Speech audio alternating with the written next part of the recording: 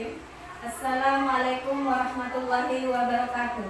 Waalaikumsalam warahmatullahi wabarakatuh. Alhamdulillahirrahmanirrahim. Assalatu wassalamu ala asrofil anbiya'i wal mursalin. Masuk di acara kita, yaitu sambutan dari Ibu Kepala Sekolah SD 254 Tambak Mas 2 kepada Ibu Gustin K7 SPD. Kami persilakan. Assalamualaikum warahmatullahi wabarakatuh.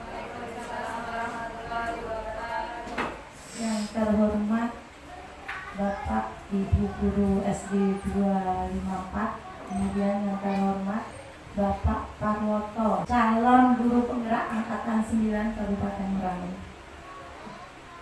Pertama-tama marilah kita panjatkan puji syukur kita kehadirat Allah SWT yang mana pada kesempatan menjelang siang ini kita masih diberi kesehatan untuk berkumpul di kelas kita ini dalam rangka kegiatan dari Bapak Parwoto, calon guru penggerak tentang diseminasi budaya positif di sekolah.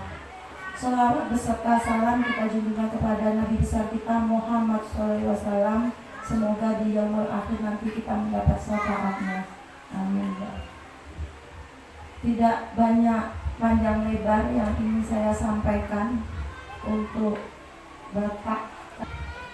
Kami hanya bisa memberikan motivasi, dukungan, dan doa semoga kedepannya dalam kegiatan dalam calon guru penggerak ini diberi kelancaran dan kesuksesan mencapai hasil yang memuaskan. Dalam mendidik anak kita, hanya itu yang dapat kami sampaikan. Mohon maaf ada kurang terkhilafnya. Saya akhiri. Assalamualaikum warahmatullahi wabarakatuh. Untuk acara selanjutnya kita masuk kepada acara inti yang akan disampaikan oleh calon guru penggerak Bapak Parwoto SPD. Kepada Bapak Parwoto, waktu dan tempat kami persilakan. Assalamualaikum warahmatullahi wabarakatuh. Alhamdulillah rabbil alamin. Salatu wassalamu ala asrofil anbiya'i wal mursalin sayyidina wa maulana Muhammadin wa ala sayyidina Rasulillah ajma'in. Rabbi shrah li sadri wa yassir li amri wa hlul 'uqdatam min lisani yafqahu qawli, amma ba'du. Yang saya hormati Ibu Kepala Sekolah SD 254 Tambak Mas 2, yang saya hormati Bapak Ibu Majelis Guru SD 254 Tambak Mas 2 yang berkumpul atau bergabung dalam kesempatan ini.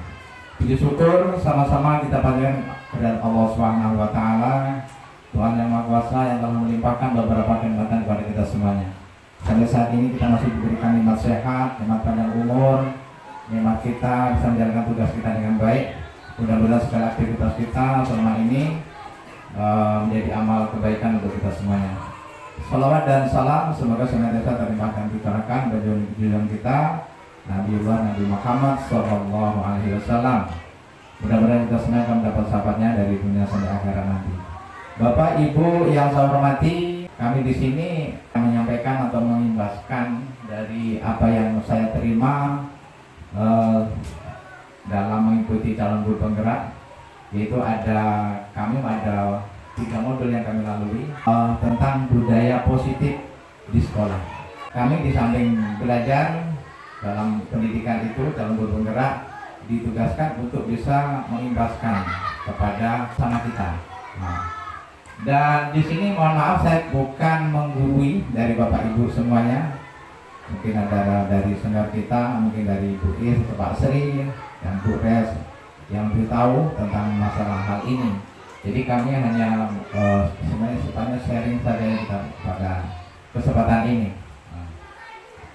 Baik Bapak Ibu sekalian, jadi kalau kita berbicara masalah budaya positif, mungkin apa yang terbenak di pikiran kita? Budaya positif artinya kita menerapkan, membiasakan kebiasaan yang ada di sekolah ini dari hal-hal yang baik. Oke Bapak dan Ibu sekalian, ada perubahan paradigma belajar, ada disiplin positif, ada kebutuhan dasar manusia, ada motivasi perilaku manusia, kemudian ada 5 posisi kontrol guru, dan keyakinan kelas terakhir nanti adalah segitiga restitusi. Baik pada Bapak Ibu sekalian, di sini mari kita bahas satu persatu Pertama tadi perubahan paradigma belajar. Dalam membangun budaya positif di sekolah kita ini dapat menyediakan lingkungan yang positif, aman dan nyaman, agar murid kita ini mampu berpikir, bertindak dan mencipta dengan merdeka, mandiri dan tanggung jawab. Kemudian dengan pembelajaran yang paradigma baru yang kita kenal sekarang ini, yang menjadi acuan kita, apalagi kita dimasuk yaitu kurikulum merdeka atau KUMER ini, adalah pembelajaran yang dirancang berdasarkan prinsip pembelajaran berdiferensiasi, sehingga murid belajar sesuai dengan kebutuhan berdasarkan tahap perkembangannya untuk mewujudkan profil pelajar Pancasila. Ada 6 ya. Yang pertama adalah beriman dan bertakwa pada Tuhan Yang Maha Esa dan berakhlak mulia. Yang kedua, berkebinekaan global. Yang ketiga, bergotong royong. Yang keempat, yang keempat adalah kreatif. Kemudian bernalar, kritis dan mandiri. Jadi itu sasarannya. Dengan kita melaksanakan belajar berdiferensi, harapan kita akan tercipta dari keenam itu. Kita sama-sama nyanyikan ya. Pelajar Pancasila beriman dan bertakwa pada Tuhan Yang Esa, berakhlak mulia, berkebinekaan global, bergotong royong mandiri, kreatif dan bernalar kritis. Jadi itu salah satu profil pelajar Pancasila yang jadi sasaran dalam pembelajaran berdisiplin. Menurut Ian Gosem, disiplin itu berasal dari bahasa Latin yaitu disiplina, artinya belajar. Kemudian disiplin itu dimaknai menjadi sesuatu yang dilakukan seseorang pada orang lain untuk mendapatkan kepatuhan. Kalau kita berbicara di sekolah, kalau masalah disiplin di sekolah, berarti seseorang ini siapa? Kita sebagai seorang guru. Kemudian di sini ada orang lain. Orang lain ini siapa maksudnya? Siswa kita, murid kita, untuk mendapatkan kepatuhan. Kemudian kita cenderung menghubungkan kata disiplin dengan ketidaknyamanan. Karena apa? Biasanya kita disiplin itu adalah ada tata tertib, peraturan. Di situ ada hukuman. Anak-anak kalau bicara tentang hukuman, dia kadang sudah minder, sudah tidak nyaman di situ. Apa tugas kita sebagai guru? Maka guru itu mengarahkan murid untuk berdisiplin diri agar murid bisa berperilaku sesuai dengan nilai kebajikan universal berdasarkan motivasi internal, bukan eksternal. Kita dituntut bagaimana mengarahkan murid kita ini untuk bisa berperilaku sesuai dengan nilai kebajikan universal. Apa itu kebajikan universal? Dengan adalah kebaikan, nilai kebaikan universal berarti secara bersama. Jadi kebaikan yang diakui oleh secara umum, itulah kebajikan universal. Jadi ini tidak terkait dengan masalah agama ya. Kalau nanti agama dibandingkan agama satu dengan agama lain mungkin tidak. Jadi secara umum. Jadi ada nilai yang kita sepakati secara umum. Contohnya membantu orang atau orang sedang jatuh, kita bantu. Dari segi manapun pasti itu adalah merupakan kebaikan, bukan? Kebaikan. Maka semua orang mengakuinya. Maka itulah jika menolong itu adalah satu termasuk kebajikan universal. Disiplin positif itu merupakan salah satu cara penerapan disiplin yang bertujuan untuk menumbuhkan kesadaran murid untuk melakukan sesuatu karena ada ancaman, hukuman, serta tanpa pamrih atau imbalan. Selama ini mungkin Bapak dan Ibu sekalian kita terapkan anak mematuhi itu karena takut adanya hukuman, atau mungkin karena dia meraih ingin imbalan. Nah, kan itu. Jadi ada pamrihnya. Nah, maka di sini kita berusaha bagaimana menumbuhkan yang menumbuhkan kesadaran itu secara internal, berasal dari dalam diri anak sendiri, dorongan diri sendiri, bukan eksternal. Karena pengaruh, kalau hukuman ada mungkin pamrihan, nanti dikasihnya penghargaan, imbalan, itu berarti secara eksternal. Nah, harapan kita tidak seperti itu. Bagaimana menumbuhkan kedisiplinan, kepatuhan anak itu dilakukan dengan kesadarannya sendiri. Artinya sudah berasal dari dalam dirinya sendiri. Ini tugas kita sebagai seorang guru kita. Ini ada pertanyaan romantik yang mari sama-sama kita jawab. Bisa dibaca. Ibu Yeyen, guru kelas 2A di SD Harapan Jaya, sedang bingung menghadapi ulah salah satu murid di kelasnya, Bone. Beberapa anak di kelas 2A telah datang padanya dan mengeluhkan Bone yang sering kali meminta bekal makan siang mereka dengan paksa. Jika Anda menghadapi situasi seperti Ibu Yeyen, apa yang akan Anda lakukan? Menurut Anda, kira-kira apa alasan Bone melakukan hal itu? Terima kasih kepada Bu Septian. Nah, sekarang Bapak sekalian, ini yang dihadapi Ibu Yeyen. Nah, seandainya Ibu itu sebagai Ibu Yeyen, apa harus lakukan? Itu yang pertama. Yang kedua, menurut Ibu atau Bapak, kira-kira apa alasan Boni itu melakukan hal itu? Yuk, ada yang bisa memberikan tanggapan? Silakan. Baik, assalamualaikum warahmatullahi wabarakatuh. Di sini saya ingin menanggapi permasalahan di depan. Jika Anda menghadapi situasi seperti Ibu Yeyen, apa yang Anda lakukan? Berarti saya memposisikan diri sebagai Ibu Yeyen. Jika saya menjadi Ibu Yeyen, pertama-tama mungkin karena berpacu dengan yang kita ketahui bahwa kita tidak boleh menjudge murid, perilaku murid. Kita harus mencari tahu dulu, kira-kira Bone itu meminta bekal makan siang dengan paksa itu apa alasannya? Ya, bisa saja Bone itu minta bekal makan siang karena dia kekurangan uang. Makanya kita harus tanya terlebih dahulu kenapa dia melakukan itu. Kemudian bisa saja Bone melakukan itu karena dia ingin mencari perhatian dengan temannya. Ya, bisa saja dia di kelas dikucilkan atau teman-temannya sungkan atau tidak mau bermain dengannya. Dia mendekatnya dengan mencari perhatian. Kemudian bisa saja dia melakukan itu karena dia tidak tahu perilaku itu benar atau salah. Oh, ini saya meminta teman saya ternyata tidak boleh, padahal pikirannya dia biasa saja. Ternyata itu adalah perilaku yang salah. Setelah guru mengetahui dari ketiga itu alasannya, baru guru memberikan solusi. Solusi misal dia tidak tahu ternyata yang dilakukan itu salah, kita memberikan pemahaman sesuai dengan seperti di keyakinan kelas. Misal, ini kamu melanggar keyakinan kelas yang ini, harusnya seperti ini, seperti itu.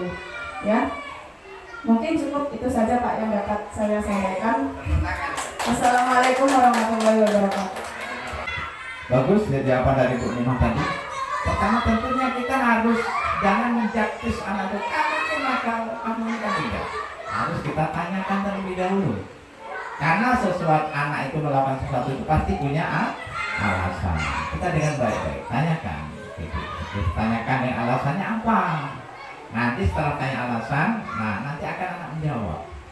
Biasanya anak menjawabnya itu kalau kita dengan pertanyaan itu dengan kita yang tidak membebani anak, biasanya anak akan menjawab dengan jujur. Nah, yang kedua kalinya, kalau Anda kira-kira alasannya Bone itu melakukan hal itu apa?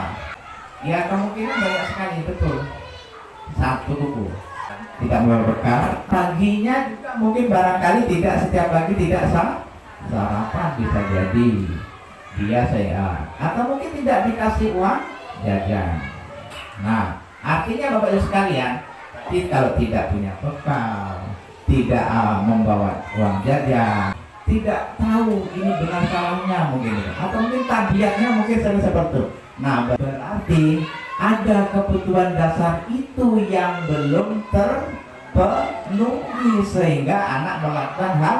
Jadi kebutuhan dasar manusia itu apa? Jika murid melakukan pelanggaran disiplin positif, seorang guru harus mencari tahu tadi. Nah, sudah tahu penyebabnya apa, sudah bagus tadi. Agar bisa mengetahui kebutuhan apa yang harus dipenuhinya. Dr. William Glasser ini dalam teorinya ini ada 5 konsep kebutuhan manusia menurut dia. Yang pertama adalah bertahan hidup.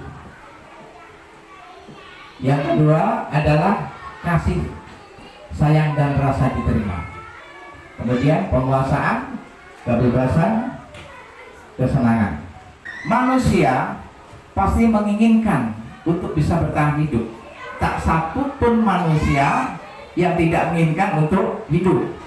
Karena manusia itu pasti dengan cara baik dengan kerja, dia kerja untuk kebutuhan hidupnya, makannya supaya tetap hidup. Dan juga bisa bertahan hidup ini artinya bisa melanggengkan apanya? Keturunannya juga. Nah, ini. Makanya orang melakukan pernikahan. Nah, makanya belum nikah silahkan untuk menikah. Jadi seperti itu. Itu kebutuhannya juga adalah kasih sayang dan rasa diterima. Perlu kita semuanya manusia itu perlu adanya rasa kasih sayang dengan seseorang. Perlu. Anak-anak pun demikian. Perlu anak itu ada belian kasih sayang. Dia supaya bisa diterima di tempat dia berada. Dia dalam permainan bisa diterima dengan temannya. Mungkin di sekolah juga bisa diterima di temannya. Itu perlu anak itu. Nah, kemudian juga di keluarga juga harus dia disayang. Kita juga seperti itu kan. Coba Bapak Ibu sekalian, kalau di rumah tidak ada satu keluarga Bapak Ibu sebenarnya tidak ada menyayangi Ibu, gimana? Pasti kita akan berperilaku yang negatif. Kemudian ketiga, penguasaan. Contohnya di keluarga, kita kepingin ada keleluasaan. Apa kewenangan kita dalam keluarga itu? Anak kan ada juga kewenangan, bukan kewenangan itu sebagai seorang bapak saja, atau ibu saja. Ada kewenangan, anak juga harus punya kewenangan. Nah, ini penguasaan. Jadi apa kira-kira merupakan hak-hak anak itu yang jadi kewenangan dia kan? Itu yang harus dipenuhi. Baik itu berada di dalam rumahnya maupun di dalam dia sekolahnya maupun di dalam dia bermain, itu anak perlu ada penguasaan. Kemudian kebebasan yang keempat. Jadi manusia perlu ada kebebasan. Karena kalau dia tidak ada kebebasan, misalnya dalam belajar saja. Belajar, kalau kita hanya selalu mengekang, maksudnya kamu harus begini, anak tidak diberi kebebasan untuk berekspresi, untuk bereksperimen, untuk dia memecahkan sendiri, maka anak itu akan apa? Akan nanti cepat frustasi, atau mungkin anak itu malas, akhirnya menjadi kurang semangat. Nah, jadi perlu kebebasan, kesenangan apalagi ini. Jadi seseorang itu butuh yang namanya kesenangan. Nggak ada kita dimanapun kita berada akan selalu menderita. Pasti tidak mau kan. Anak-anak juga kita seperti itu. Jadi kalau kebutuhan yang kelima ini sudah terpenuhi, nah insya Allah dia akan berlaku yang baik. Tapi kalau kelima ini ada salah satu yang tidak terpenuhi, maka anak akan berperilaku yang kurang baik. Contohnya kayak Bunda tadi. Kebutuhan apa kira-kira yang tidak terpenuhi? Kemungkinan ya kasih sayang mungkin juga bisa jadi, atau mungkin tahan hidup tadi karena mungkin dia lapar, nggak ada betahnya, nggak ada bekalnya kan, nggak punya bekal, nggak ada dikasih sangu, ya otomatis seperti itu. Misalkan orang sampai merampok, itu juga karena ada kebutuhan dia yang tidak terpenuhi. Untuk kebutuhan ini juga kita harus bisa memilih untuk diri kita sendiri. Kalau kita bisa pandai bersyukur, maka insya Allah kelima ini akan terlengkapi. Motivasi perilaku manusia ya. Apa itu motivasi perilaku manusia?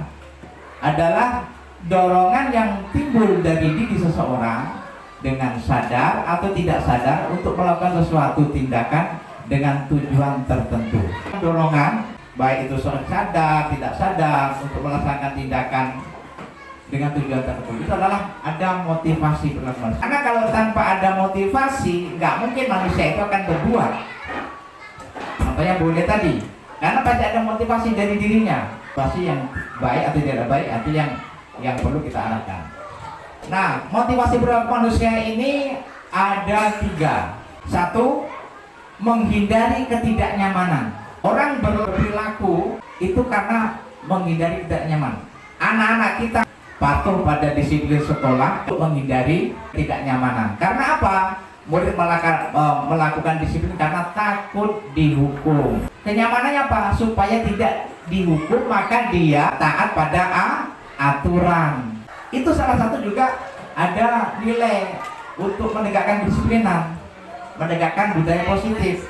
Cuma kalau yang demikian ini Bapak sekalian, ini termasuk motivasi eksternal.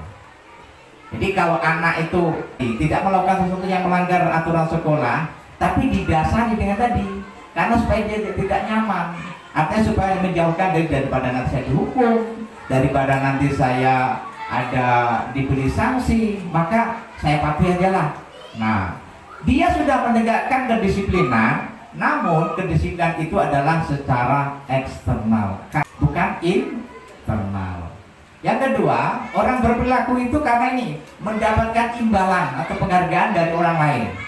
Bapak Ibu sekalian mungkin sering memberikan, kalau nanti kamu juara dikasih, nah ini itu imbalan. Jadi anak mengejar karena imbalan tadi. Nah, jadi penghargaan dari orang lain mendapatkan itu.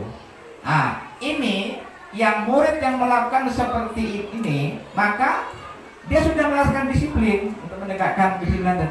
Cuma karena imbalan, maka ini juga termasuk masih motivasi eksternal. Jadi kalau dia berdasarkan kebaikan, tapi ada pamrihnya, ada karena tadi ada penghargaan, mungkin ada, itu berarti dia motivasi yang terbangun adalah motivasi eksternal. Nah, ini baru yang apa? Motivasi yang baik ini. Yang ketiga ini. Jadi menghargai nilai-nilai kebajikan di diri sendiri. Jadi kalau murid melakukan disiplin diri karena sadar akan nilai kebajikan itu, maka itulah menegakkan kedisiplinan itu berarti secara internal. Jadi ada dari dirinya sendiri. Karena dia sudah paham, kalau saya nanti bertengkar, saya berdosa nanti. Jadi bukan takut pada nanti dihukum, takut nanti dengan gurunya, nanti diberi sanksi, tapi sudah sadar akan nilai kebajikan itu. Dan itu kalau saya lakukan, saya hindari, saya sudah dapat pahala, sudah tahu seperti itu. Nah, kita Bapak Ibu sekalian, tugas kita seperti itu, bagaimana menumbuhkan kedisiplinan yang ada pada anak itu untuk melaksanakan kebaikan-kebaikan itu yang bermuara dari dirinya sendiri, atau motivasi. Kita lanjutkan konsep disiplin pendekatan restitusi. Itu bagaimana?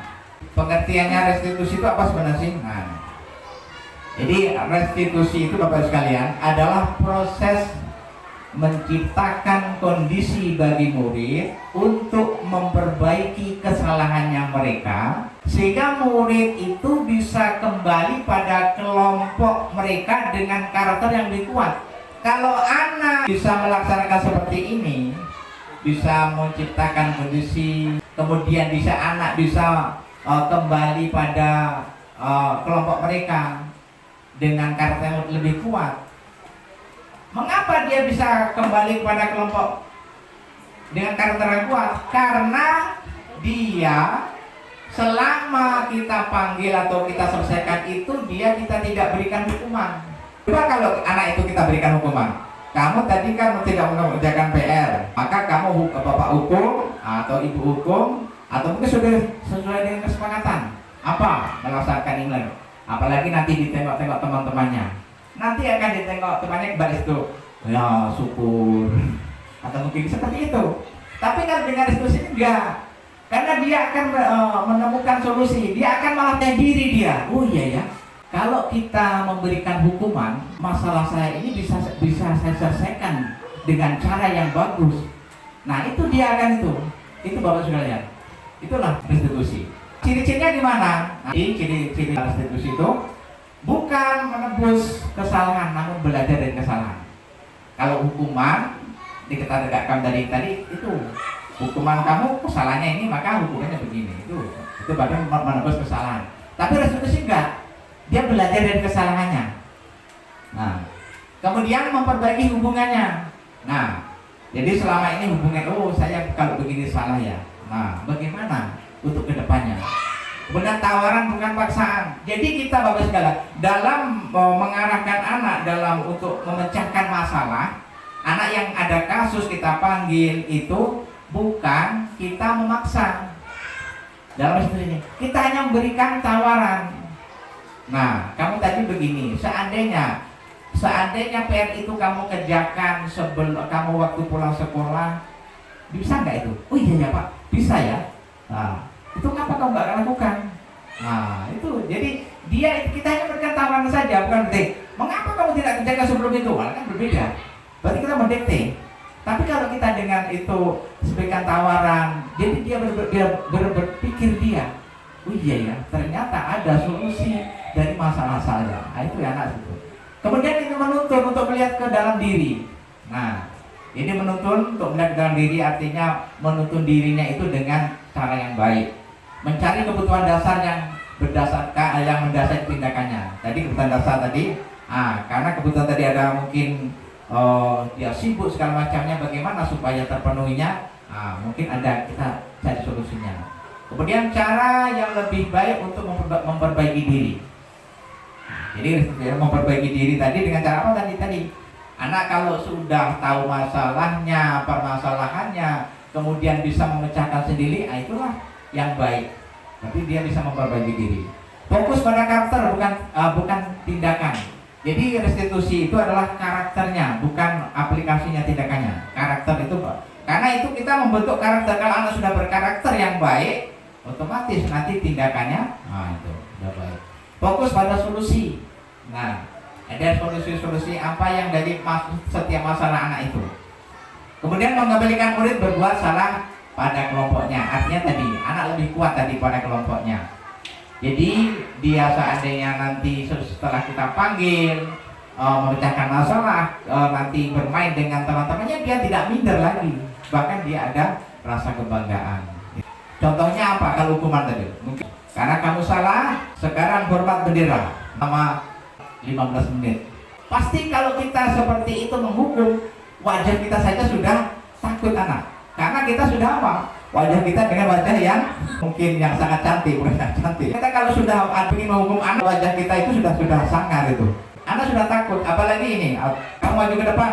Nah, berdiri dengan satu kaki 15 menit, 10 menit. Nah, jadi seperti itu hukuman.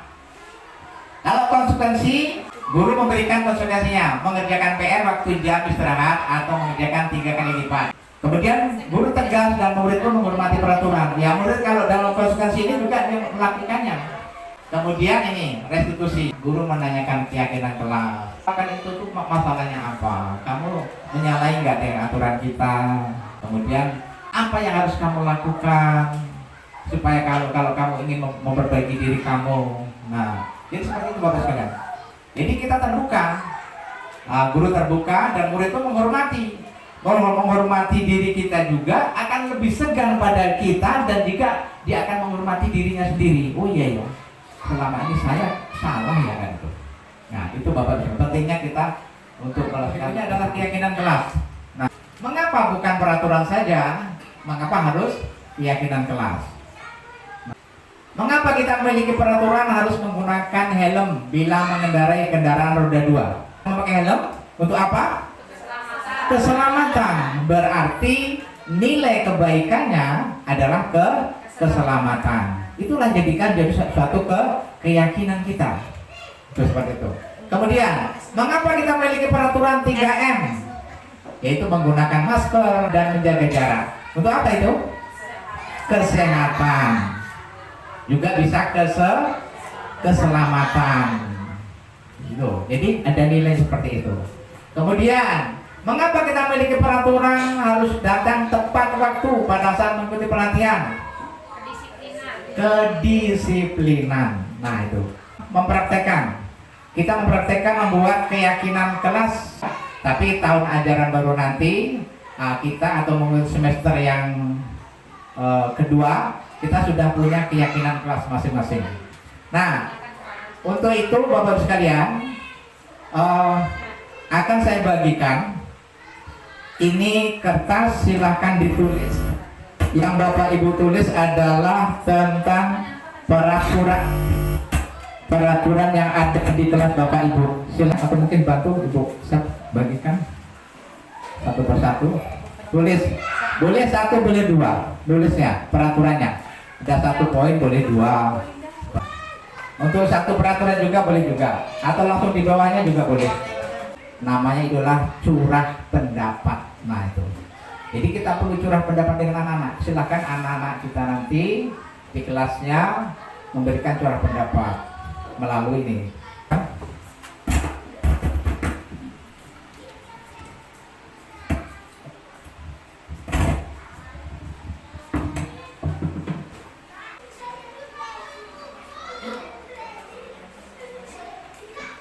Kalau bisa dikasih nama, ya tapi tidak tahu tadi.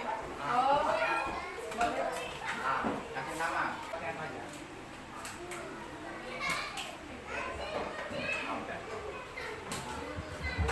Ini ada membuang sampah pada tempatnya. Itu termasuk dalam kalimat positif. Kemudian merawat buku pelajaran yang dibagikan sekolah juga termasuk kalimat positif. Nah, dilarang memakai sandal jepit ke sekolah. Berarti keyakinan apa? Disiplin. Nah, membuang sampah pada tempatnya. Apa? Kebersihan. Nah, berarti nilai kebersihan. Keyakinan kebersihan. Jadi kemudian lagi nih, merawat buku pelajaran yang dibagikan sekolah, bertanggung jawab, menggunakan seragam sekolah lengkap di hari Senin, sama disiplin tadi. Tidak boleh terlambat datang ke sekolah, berarti sama dengan disiplin juga ya. Harus membuang sampah pada tempatnya, juga kebersihan. Tidak boleh mengerjakan PR di sekolah, berarti disiplin dan juga tanggung jawab. Mengerjakan tugas dengan tepat waktu, disiplin dan tanggung jawab. Menghargai guru dan teman, tip taat proses belajar mengajar, disiplin. Lanjutkan, tidak boleh membuang sampah sembarangan. Nah itu masih. Jadi dilarang mencoret dinding. Masuk kelas tepat waktu, disiplin tadi. Siswa kelas wajib melaksanakan tugas piket tadi, tanggung jawab, tidak merusak hiasan-hiasan yang ada, juga tanggung jawab. Kemudian piket kelas dilakukan lebih awal, disiplin, menggunakan dan merawat fasilitas kelas dengan baik, ya tanggung jawab. Tidak boleh mengganggu temannya ketika sedang KBM, menghormati nilai menghormati. Tidak boleh mengerjakan PR di dalam kelas, tanggung jawab, jangan lupa bisa masuk di disiplin.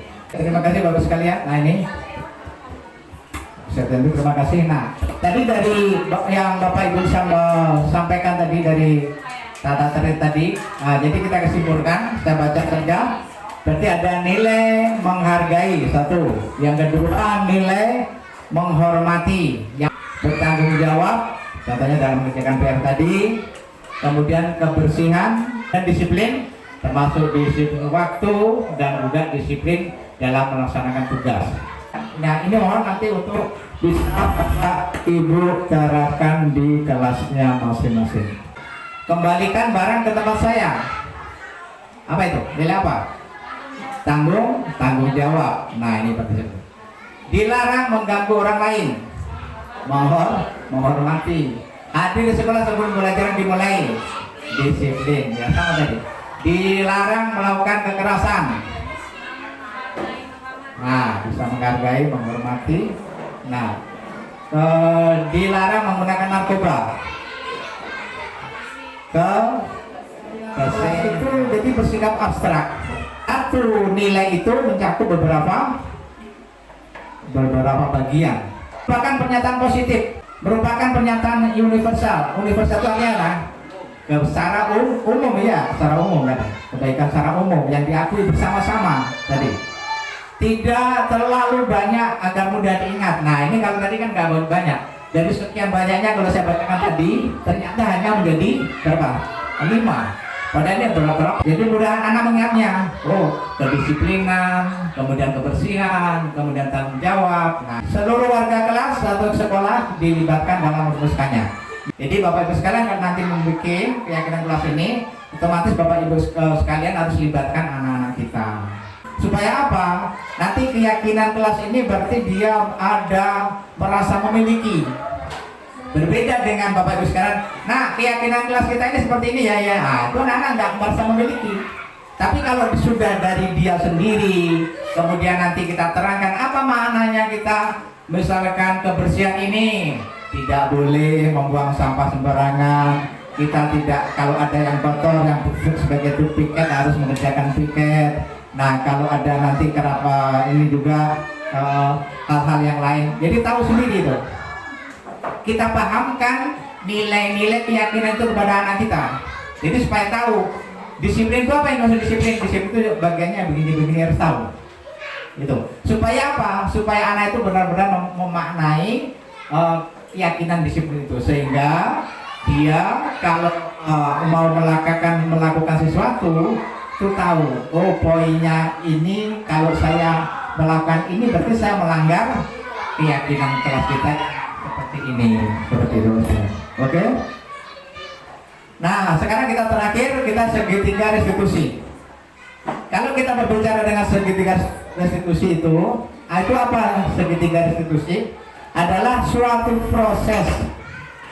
proses dialog antara guru dengan murid agar murid dapat menyadari dan bertanggung jawab atas kesalahannya, kemudian mampu mencari solusi untuk perbaikannya. Itu yang paling penting. Jadi kita bertemu antara kita dengan murid kita, berdialog atau kolaborasi boleh. Itu tujuannya tadi, murid yang bermasalah itu dia bertanggung jawab, mengakui kesalahannya, dan kita bisa mengarahkan, bukan kita mendikte, tapi dia bisa dengan arahan kita bisa mencari solusi untuk perbaikannya. Itu Bapak sekalian. Nah, bagaimana urutannya? Ada 3 urutan yang harus kita tempuh. Otomatis kalau kita sebagai melaksanakan segitiga restitusi, posisi kita sebagai apa? Penghukum, merasa bersalah tadi, atau sebagai teman, atau pemantau, atau manajer. Otomatis sebagai manajer. Kalau kita melakukan segitiga restitusi, otomatis posisi guru kita sebagai guru dalam menyelesaikan masalah itu sebagai manajer. Nah, menstabilkan identitas. Jadi menstabilkan identitas itu begini. Setiap orang pasti pernah melakukan kesalahan. Nah, kita berikan itu. Kamu bukan satu-satunya yang melakukan kesalahan ini. Contohnya begini Bapak sekalian. Misalkan anak itu tadi, misalkan tidak mengerjakan PR. Mengapa kamu tidak mengerjakan PR? Saya tidak mengerjakan PR. Saya malam tadi ada kegiatan. Jadi kita menguatkan, kita jangan langsung kamu salah. PR itu kan harus dikerjakan, bukan itu. Kita kuatkan dia dengan apa?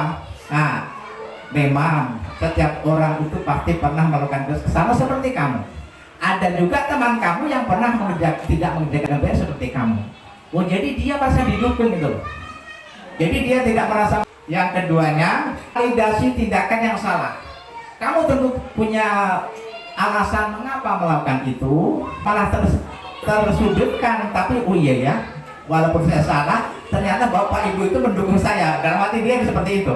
Jadi artinya tapi kita bukan tujuan kita masalah kesalahan dia. Ada hal yang lain yang kita kepingin supaya dia itu hati dia itu tentram, dia tidak merasa bersalah. Tadi Pak saya ada acara di rumah saya sehingga saya tidak sempat mengerjakan PR. Jadi kita dukung. Ya, kamu sudah bagus melaksanakan walaupun kamu tidak mengerjakan PR, kamu sudah melakukan perbuatan yang baik juga. Apa? Kamu berarti sudah membantu orang tua. Oh iya Pak, saya membantu orang tua. Bagus itu. Nah, dia malah mendukung dia gitu. Jadi dia malah tidak tersudutkan. Kemudian, nah kita kembali lagi. Kamu tidak mengerjakan PR tadi, kira-kira menurut kamu itu menyalahi keyakinan kita enggak? Nah itu baru mulai. Baru menanyakan keyakinan yang terakhir. Kira-kira itu yang kamu lakukan, kamu tidak ingin mengerjakan PR itu menyalahi keyakinan kita enggak? Oh iya Pak, keyakinan apa? Nah itu bisa disiplin atau mungkin tanggung jawab. Adakah keinginan diri kamu untuk memperbaikinya? Ada Pak. Apa kiat kamu untuk bisa memperbaikinya? Oke, kalau sudah tahu malam itu kamu ada acara, maka seandainya pulang sekolah kamu kerjakan, kamu tidak punya waktu, iya Pak. Nah, berarti gimana cara mengantisipasi supaya tidak terulang kembali? Nah, baru dia tahu, oh saya pulang sekolah, saya harus bisa mengerjakan PR. Nah, itu kan solusi yang terbaik. Tapi kita tidak mengarahkan ke situ, dia akan berpikir sendiri. Bapak Ibu sekalian, banyak masalah-masalah yang ada di anak kita. Jadi kita bisa membantu menyelesaikan permasalahan kita, anak kita, tidak harus menghukum anak kita. Akan kita sebagai manajer dengan melakukan tahapan segitiga restitusi ini. Artinya 3 tahapan: menstabilkan identitas, validasi tindakan yang salah, kemudian menanyakan keyakinan. Oke Bapak sekalian,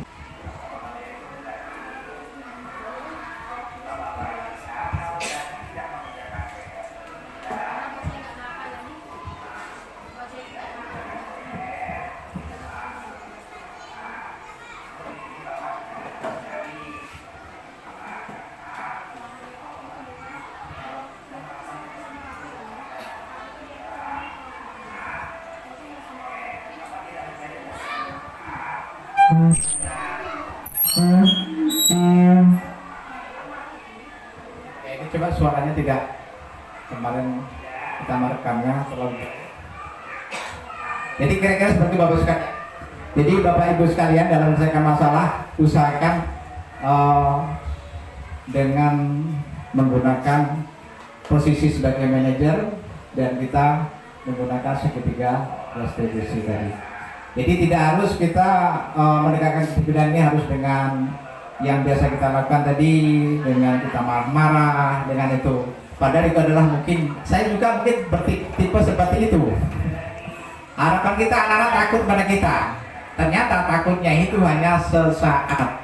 Kalau berhadapan dengan kita, sudah berhadapan dengan kita mungkin dia akan mungkin berkata-kata yang mungkin yang tidak baik. Mungkin bisa ada denda segala macamnya. Jadi kalau dengan demikian ini saya yakin anak malah akan senang. Artinya oh ya, bapak itu, ibu itu sudah membantu saya. Nah, jadi dia benar-benar akan mendapatkan pengalaman yang sangat berharga.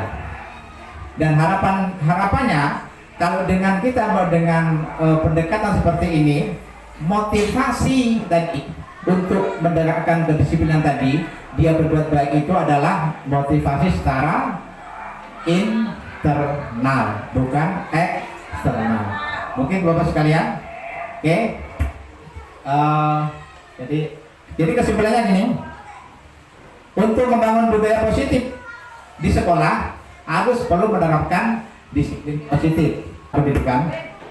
Dalam menerapkan program disiplin positif, hendaknya guru memiliki standar kepribadian, profesional dan sosial yang baik, di mana guru mampu berefleksi pada posisi kontrolnya saat ini. Bagaimana perjalanan dirinya sebagai seorang among atau sebagai manajer yang menuntun murid menjadi insan yang mandiri, merdeka dan bertanggung jawab. Jadi begitu Bapak sekalian. Demikian yang dapat saya sampaikan. Segala kekhilafan, kekurangan yang saya sampaikan, saya mohon maaf yang sebesar-besarnya. Harapan kita mudah-mudahan apa yang saya sampaikan ini, pola kita yang selama ini dalam menegakkan kedisiplinan kita sudah berubah. Yang biasa kita sering menggunakan penghukum. Mulai saat ini mari kita rubah sebagai memposisikan sebagai manajer, dan penyelesaian masalah itu bisa kita selesaikan dengan baik, bijaksana, anak bisa bertanggung jawab, yaitu dengan melalui segitiga restitusi. Sekali lagi, segala kurang kelihatan, saya mohon maaf, kami sudahi. Assalamualaikum warahmatullahi wabarakatuh. Assalamualaikum warahmatullahi wabarakatuh. Saya Septiani, guru SD Negeri 254 Tambang Emas 2, Kecamatan Pemenang Selatan. Kesan saya setelah mengikuti diseminasi budaya positif di sekolah oleh calon guru penggerak Bapak Parwoto adalah sangat terkesan. Dengan adanya kegiatan ini, saya menjadi terpacu untuk merubah pola yang selama ini saya lakukan di kelas dengan cara menerapkan segitiga retribusi. Semoga kedepannya calon guru penggerak dapat lulus dan sukses melaksanakan program guru penggerak dan berimbas kepada sekolah kami khususnya dan sekolah di Kabupaten Merangin pada umumnya. Terima kasih. Wassalamualaikum warahmatullahi wabarakatuh. Perkenalkan, nama saya Bustin Patiju, saya Kepala Sekolah SD Negeri 254/6 Tambang Emas 2. Setelah kegiatan calon guru penggerak kita atas nama Bapak Parwoto, dalam kegiatan ini alhamdulillah terima kasih. Semoga kedepannya dapat mengimbas kepada guru-guru lain dan juga menjadikan motivasi untuk menjadi calon guru penggerak selanjutnya. Kemudian semoga sekolah kita SD negeri tercinta kita ini 254 bisa menjadi berkualitas dengan adanya beberapa dan calon-calon yang lain sebagai guru penggerak. Terima kasih. Wassalamualaikum warahmatullahi wabarakatuh.